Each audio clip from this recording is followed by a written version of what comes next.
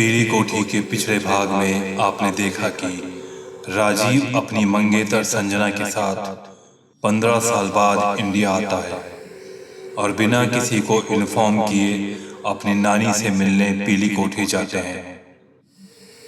गांव वालों का मानना है कि पीली कोठी में बहुत सी आत्माओं का बसेरा है और इसी डर के कारण गांव में कोई भी इस कोठी के आसपास भी नहीं भटकता। इस कोठी में पहली रात को ही संजना को एक औरत दिखाई देती है जो उसे साड़ी देकर वहां से चली जाती है। कुछ देर बाद संजना को वही औरत नानी के साथ फोटो में दिखाई देती है, लेकिन नानी संजना को बताती है कि यह राजीव की मामी है जिसे मरे हुए 10 साल हो चुके हैं। ये सुनकर संजना बुरी तरह डर जाती है। अब आगे। नानी की बात सुनते ही हॉल में सन्नाटा छा गया। कुछ देर के लिए संजना सहम सी गई थी और उसने डर के मारे राजीव का हाथ पकड़ लिया। इससे पहले कि संजना कुछ और पूछती, नानी ने पहले ही कह दिया, सुषमा, लेकिन इतने सालों में वो कभी मुझे तो दिखाई नहीं दी, फिर तुम्हें क्यों? तुम्हारा वहम होगा बेटा। हो सकता है विमला ही तुम्हारे लिए साड़ी रख गई होगी। चलो खाना खा लो अब। खाना तो संजना के गले से नीचे नहीं उतर रहा था। संजना की नज़र बार बार उस फोटो पर जा रही थी जिसमें नानी के साथ राजीव की मामी भी थी। क्या सच में संजना ने उसे ही देखा था या शायद ये उसका वहम था? संजना इसी सोच में डूबी हुई थी कि तभी नानी ने कहा, तुम चिंता मत करो बेटा, मैं अभी विमला को बुलाकर पूछ लेती हूँ। नानी विमला को आवाज़ लगाती है और विमला घबराई हुई वहाँ आती है। पता नहीं क्यों, लेकिन संजना को विमला का बिहेवियर कुछ अजीब लग रहा था। विमला संजना और राजीव को ऐसे घूर रही थी जैसे मानो उसने भूत देख लिया हो। विमला, अरे ओ विमला, तुमने संजना के लिए उसके कमरे में कोई साड़ी रखी थी क्या? विमला अब भी संजना और राजीव को आंखें फाड़ कर देख रही थी। उसने धीरे से ना में सिर हिलाया और कहा, नहीं अम्मा, हमने कोनो साड़ी नहीं रखी है। संजना ने विमला की ओर देखा। विमला की आंखों में डर साफ दिखाई दे रहा था। शायद विमला ने भी इस घर में किसी न किसी ऐसे इंसान को देखा होगा जो इस दुनिया में नहीं है। लेकिन संजना नानी के सामने विमला से इस बारे में बात नहीं करना चाहती थी। खाने के बाद संजना और राजीव दोनों अपने कमरे में आ गए। संजना अब भी डरी हुई थी क्योंकि उसने ज़िंदगी में पहली बार एक ऐसे इंसान को देखा था जो इस दुनिया में है ही नहीं। कमरे में जाते से ही राजीव बिस्तर पर लेट जाता है क्योंकि सफ़र के कारण वो बहुत ज़्यादा थक चुका था। लेकिन संजना की आंखों से नींद गायब हो चुकी थी। उसके दिमाग में बहुत सारे सवाल घूम रहे थे और राजीव थोड़ी देर में ही सो चुका था। चारों तरफ सन्नाटे में कीड़ों की आवाज़ संजना को बहुत इरिटेट कर रही थी। उसने इतना सन्नाटा पहले कभी नहीं महसूस किया था। ना चाहते हुए भी वो बिस्तर पर लेट गई। आधी रात बीत चुकी थी और संजना को लेटे लेटे कब नींद आ गई पता ही नहीं चला।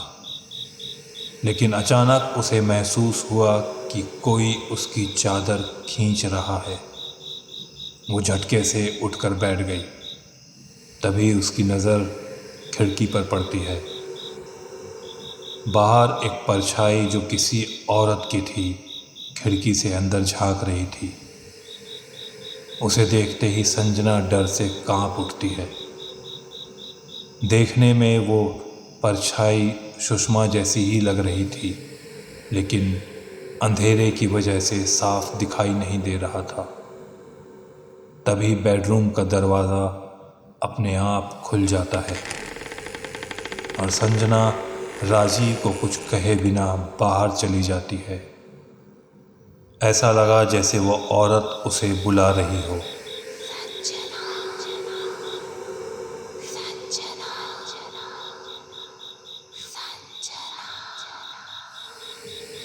वो औरत संजना को देखते ही वहाँ से दूर जाने लगती है। शायद वो संजना को कहीं ले जाना चाहती थी। संजना ने अभी उसकी तरफ कुछ कदम ही बढ़ाए थे कि तभी पीछे से संजना को राजीव की आवाज़ सुनाई देती है।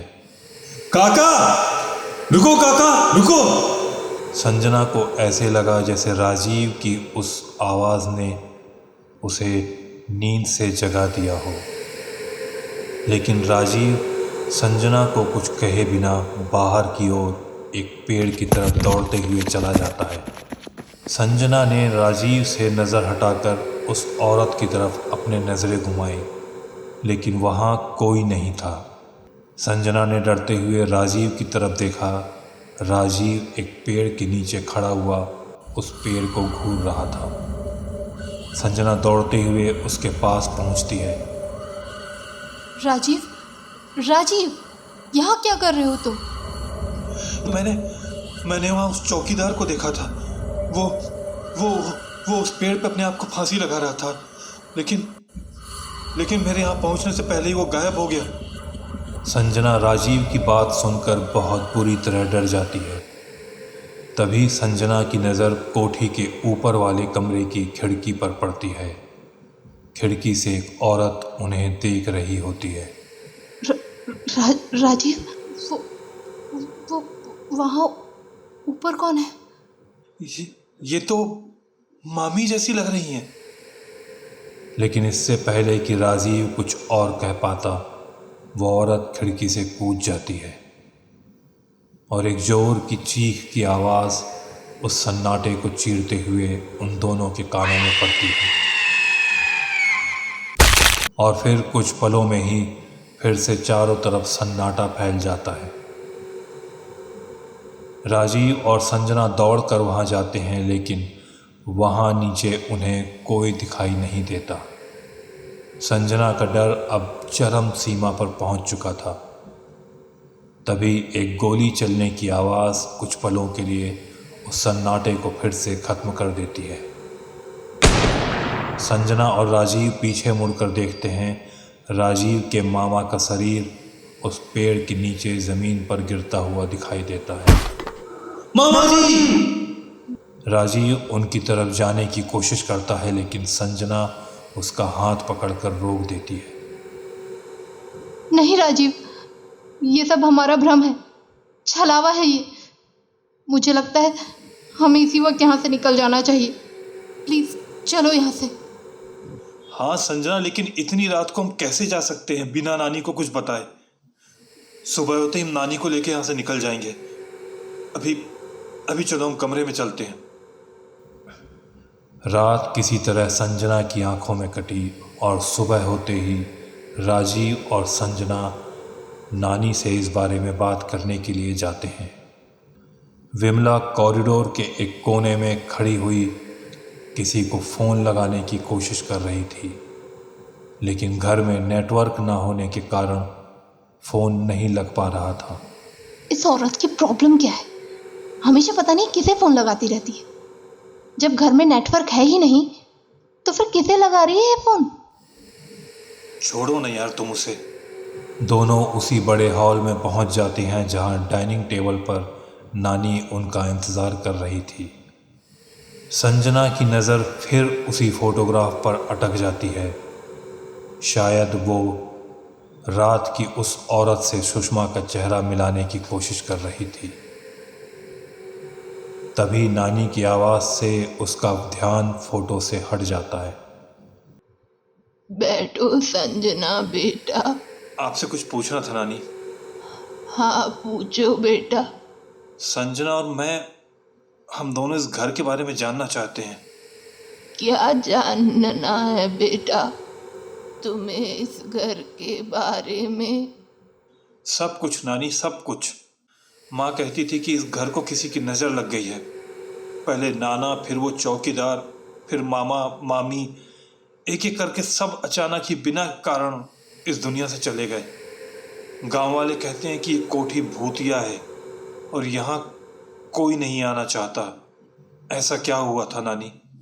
पहले मैं इन सब बातों पे विश्वास नहीं करता था, लेकिन कल रात जो मैंने देखा, कल रात मैंने और संजना ने मामा मामी और चौकीदार को अपनी आंखों के सामने मरते हुए देखा। और जो लोग कई सालों पहले मर चुके हैं वो हमें फिर क्यों दिखाई दे रहे हैं? ये सब क्या है नानी? तुम्हारी माँ सही कहती थी बेटा, इस घर को नजर नहीं बल्कि किसी का श्राप लगा है। श्राप? किसका श्राप? पुराने मंदिर के पुजारी और उसकी बीवी का श्राप। क्यों? इस घर ने उनका क्या बिगाड़ा था? बहुत पुरानी बात है बेटा। गांव के मंदिर की मूर्ति चोरी हो गई थी और गांव वालों को लगा कि ये काम उस मंदिर के पुजारी का ही है। तुम्हारे नाना ने बिना कुछ सोचे समझे पुजारी को घर बुलाया और उसे इतना मारा कि वो वही मर गया। मामले को दबाने के चक्कर में तुम्हारे नाना और मामा ने चौकीदार से कहकर उसकी लाश इस घर के अंदर ही दफना दी। पता नहीं कैसे उसकी बीवी को ये बात पता चल गई। वो दिन रात घर के आसपास ही घूमा करती थी। उसने नाना से मिलने की बहुत कोशिश की, लेकिन उसे घर के अंदर किसी ने घुसने नहीं दिया। फिर एक दिन वो जगह खुदी हुई मिली जहां उस पुजारी की लाश को दफनाया था, और पुजारी की लाश भी वहां से गायब थी। कहते हैं उसकी पत्नी जादू तो जानती थी। उस रात जब उसकी लाश वहां से गायब हुई, उसकी पत्नी घर आई थी। उसकी आवाज पूरी कोठी में सुनाई दे रही थी। वो रोते हुए चिल्ला चिल्ला कर बद्दुआएं दे रही थी। तूने मेरा परिवार उजाड़ा है, तेरा परिवार भी ऐसे ही बर्बाद हो जाएगा। कोई नहीं बचेगा यहाँ। भूत प्रेत का साया होगा तेरे घर में। खुशियों को तरसेगा ये घर। कोई नहीं बचेगा रे यहाँ, कोई नहीं बचेगा तेरे घर में। सब बर्बाद हो जाएगा, सब बर्बाद हो जाएगा। उस दिन के बाद उसकी पत्नी इस गांव में कहीं दिखाई नहीं दी, और उसके कुछ दिन बाद ही तेरे नाना चल बसे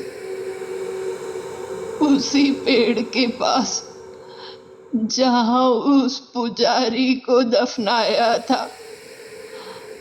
वहीं तेरे नाना की लाश मिली थी। फिर कुछ दिनों बाद वो चौकीदार जिसने उस पुजारी की कब्र खोदी थी, उसने उसी पेड़ पर लटक कर खुदकुशी कर ली थी। फिर तेरे मामा ने भी अपने आप को गोली मार ली और तेरे मामा के जाने के बाद तेरी मामी ने भी छत से कूदकर आत्महत्या कर ली। इतना कुछ हो जाने के बाद भी आपने ये घर क्यों नहीं छोड़ा नानी?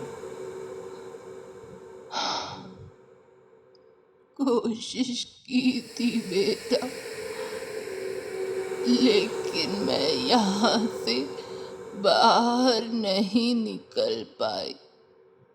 शायद उसने मुझे यहाँ बांध कर रखा है। अब तो मरने के बाद ही यहाँ से बाहर जा पाऊंगी। ऐसा कुछ नहीं है नानी, हम आज ही शहर के लिए निकल जाएंगे मम्मी पापा के पास, और अब आप वहीं रहेंगी। हाँ, अब तो मेरे जाने का समय आ गया है। संजना के सवाल अभी खत्म नहीं हुए थे। उसके ज़हन में कई और सवाल अभी भी थे। लेकिन मामी सिर्फ मुझे ही क्यों दिखाई दी, आपको क्यों नहीं? क्योंकि आत्माएं सबको दिखाई नहीं देती बेटा। हाँ, कुछ लोग उन्हें महसूस जरूर कर सकते हैं, लेकिन जो खुद मर चुका हो उसे जरूर दिखाई देते हैं। क्या मतलब का? अच्छा, ये बताओ, तुम लोगों के बैग कहाँ हैं? वो गाड़ी में रखे हैं, मैंने अभी तक निकाला नहीं। और गाड़ी कहाँ है? बाहर तो कहीं नहीं है तुम्हारी कार। संजना और राजीव एक दूसरे को आश्चर्य से देखते हैं और याद करने की कोशिश करते हैं कि उन लोगों ने कार कहाँ पार्क की थी। तुमने उन 2 गांव वालों को लिफ्ट दी थी ना? उन लोगों ने तुम दोनों को मार डाला और तुम्हारा सारा सामान और गाड़ी लूट कर ले गए। अगर हम मर चुके हैं तो आपने हमें कैसे देख लिया? मैं तुम्हारी माँ की माँ हूँ बेटा। कई साल पहले तूने एक बात कही थी कि आपके मरने से पहले मैं एक बार जरूर आऊँगा आपसे मिलने। बस ये समझ ले कि मैं तेरा ही इंतज़ार कर रही थी। और कल रात पहली बार मैंने सुषमा को देखा। ओह कम ऑन नानी, क्यों ऐसे मजाक कर रही हैं आप? आपका मतलब हम लोग मर चुके हैं और इतने सालों में आपने मामी को आज तक नहीं देखा? तो कल अचानक ऐसा क्या हो गया जो मामी आपको दिखाई दे गई? मेरे कमरे में जाकर देखो, तुम्हें सब समझ में आ जाएगा। ठीक है, हम लोग देख कर आते हैं। आओ संजना। राजीव और संजना दोनों नानी के कमरे में जाते हैं और दोनों ये देखकर हैरान रह जाते हैं कि नानी अभी भी बिस्तर में लेटी हुई है। दोनों को ही ये समझने में देर नहीं लगती कि अब नानी इस दुनिया में नहीं है। तभी पीछे से नानी की आवाज़ आती है। मैंने कहा था ना बेटा, इस बार मैं भी तुम्हारे साथ ही चलूंगी। अब तो विश्वास हो गया ना? और संजना, तुम्हें लगता था ना कि विमला तुम्हें घूर घूर के क्यों देखती है? असल में वो तुम दोनों को देख ही नहीं पा रही थी। वो इसीलिए घबराई हुई थी कि उसे लग रहा था कि पता नहीं ना को अचानक क्या हो गया है और वो किससे बातें कर रही है। यही खबर देने के लिए वो बार बार राजू की माँ को फ़ोन लगाने की कोशिश करती रहती थी, लेकिन क्या करे, यहाँ तो नेटवर्क ही नहीं रहता। और अभी भी वो राजू की माँ को फ़ोन करने ही गई है, ये बताने के लिए कि मैं अब इस दुनिया में नहीं रही। चलो बेटा, चलते हैं, अब हमारे जाने का समय हो गया है।